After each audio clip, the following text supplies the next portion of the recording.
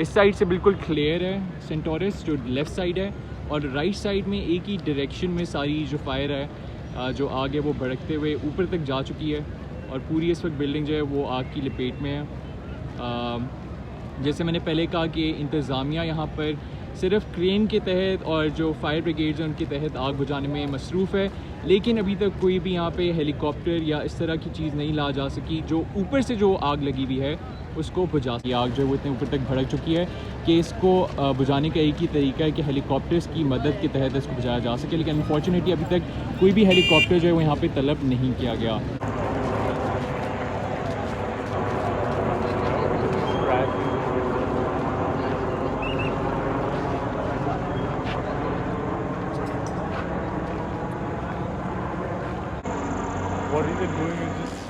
जो हेलीकॉप्टर है आपने देखा है इस वीडियो के अंदर वो अंदर आ चुका है, और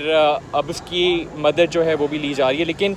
घंटे हो चुके हैं इस आग को लगे हुए बिल्डिंग के अंदर। और जैसे कि मैंने आपको पहले बताया आग बहुत ऊपर तक जा चुकी है, आग अभी भी लगी हुई है उसी तरीके से, उसी तेज़ी से। अनफॉर्चुनेटली जो NDMA है वो अपने एक दफ़ा फिर से जो उसका काम है उसको पूरे तरीके से निभाने में नाकाम रही है, और जो आग है उसने ना सिर्फ इस्लामाबाद के शहरियों की जानें जो हैं वो ख़तरे में डाली हैं, बल्कि इस्लामाबाद के अंदर जो फायर सिस्टम की सिचुएशन है वो भी बहुत बुरे तरीके से एक्सपोज कर दी है। जैसे कि आप इस वीडियो में ऑलरेडी देख चुके हैं कि इस्लामाबाद की सबसे बड़ी बिल्डिंग और इस्लामाबाद के सबसे बड़े मॉल सेंटोरस के अंदर आज काफ़ी घंटों तक ये आग जो है वो लगी रही, और बहुत सारा नुकसान हुआ है बिल्डिंग को, स्ट्रक्चर को। जो बहुत सारे लोग हैं वो इसके अंदर ज़ख्मी हुए हैं। अभी तक जो खबरें आ रही हैं उसके मुताबिक कोई हलाकत जो है वो रिपोर्ट नहीं हुई, लेकिन काफ़ी लोगों की ज़ख्मी होने की खबरें भी आ रही हैं, और बहुत सारे लोग सफोकेट जो होकर बेहोश हुए हैं, और उनको किस तरीके से रेस्क्यू किया गया है इसके अकाउंट्स भी अब सामने आना शुरू हो गए हैं। मैं इस वीडियो को कंक्लूड करने से पहले आपको थोड़ा समझाता जाऊं कि सेंटोरस मॉल का स्ट्रक्चर बेसिकली किस तरीके से है। इसमें 3 टावर्स हैं, tower A, tower B, tower C, और एक मॉल है। मॉल हॉरिजॉन्टली बना हुआ है, यानी कि तीनों जो टावर्स हैं उनको कवर करता है, और जो बिल्डिंग्स हैं वो बिल्कुल सेपरेट हैं।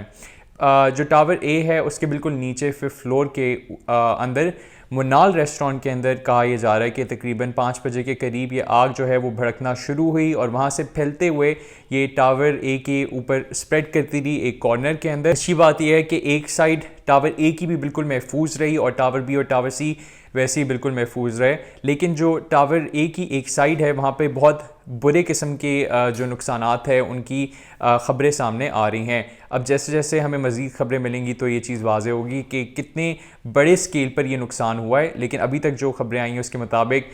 जो एक साइड है पूरे टावर A की वो बुरे तरीके से मुतासर हुई है। मैं आपको बताता जाऊँ कि काफ़ी घंटों तक जो फायर ब्रिगेड थे उनकी मदद से आग को बुझाने की कोशिश की जा रही थी। क्रेन पे सिर्फ एक शख्स जो था वो फायर को बुझाने में मसरूफ़ था। मुझे जो कुछ नेग्लिजेंस समझ आई है उसमें यह है कि बिल्डिंग के अंदर भी फायर अलार्म जो है वो नहीं बजाया गया, एटलीस्ट जो अपार्टमेंट्स हैं उनकी तरफ से ये रिपोर्ट किया जा रहा है। मॉल का जहाँ तक बात है वहाँ पर जल्द अज जल्द इवैक्यूएट सबको करा दिया गया था, और स्प्रिंकलर्स भी ऑन कर दिए गए थे, और इस तरीके से आग को बुझाने की कोशिश की जा रही थी। लेकिन जो अपार्टमेंट्स हैं जहाँ पर लोग रहते हैं, रिहायशी हैं वहाँ के, उनकी तरफ से जो अकाउंट्स आ रहे हैं उनमें यही मौजूद है कि जो फायर अलार्म्स से वो नहीं बजे, और जो एग्जिट्स थी उनका भी तयन प्रॉपर्ली नहीं हो रहा था, स्प्रिंकलर्स जो थे वो टाइम पे ऑन नहीं किए गए, तो इससे काफ़ी ज़्यादा नुकसान हो सकता था। अच्छी बात यह है कि कोई बहुत बड़ा नुकसान नहीं हुआ अभी तक की खबरों के मुताबिक। जैसे जैसे इस पर मज़ीद अपडेट्स आएंगी वो मैं आपके साथ शेयर करता जाऊँगा। इंतज़ामिया की जहाँ तक बात करें तो पुलिस वहाँ पे मौजूद थी जो कि कॉर्डन ऑफ करके लोगों को साइड पे कर रही थी, क्योंकि ऑब्वियसली जब इस तरह के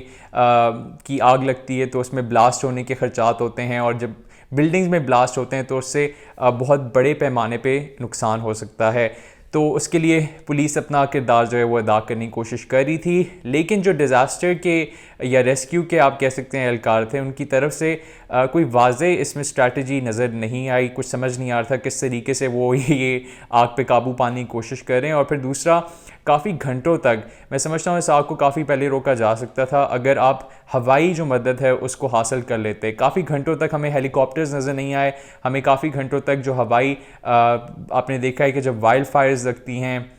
या इवन जब पाकिस्तान के अंदर भी ऐसे काफ़ी वाक़यात हुए हैं जहाँ पर जब आग बहुत तेज़ी से फैलना शुरू होती है तो हेलीकॉप्टर्स के थ्रू या तो ऊपर से केमिकल्स फेंके जाते हैं या पानी फेंका जाता है, जिसकी वजह से आग के ऊपर काबू पाया जाता है। तो वो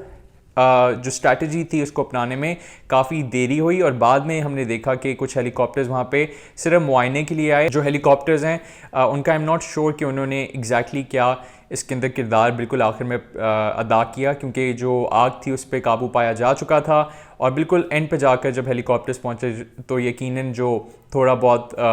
आग वहाँ पर लगी हुई थी उसको काबू पाने के लिए हेलीकॉप्टर्स जो उनकी मदद हासिल की गई होगी। अभी जो बाकी टावर्स हैं उनके रिहाइशों को अंदर जाने दिया जा चुका है, लेकिन टावर ए जो है इसका मुआयना जारी है और उसके मुआयने के बाद जो सेंटोरस की इंतज़ामिया है वो क्विक क्लियरेंस देगी।